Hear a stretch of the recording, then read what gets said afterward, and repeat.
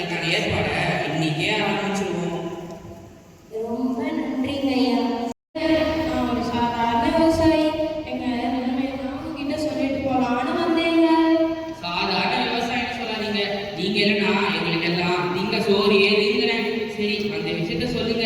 ஐயா, வருஷமெல்லாம் கஷ்டப்பட்டு கரும்பு விளையணும். ஆனா அந்த கரும்பை நல்ல விலைக்கு வாங்க ஆளும் இல்ல, அதை பராமரிக்கிற அளவுக்கு எங்ககிட்ட வசதியும் இல்லை. உங்களை விட்டு கேட்டுக்கிறேன்.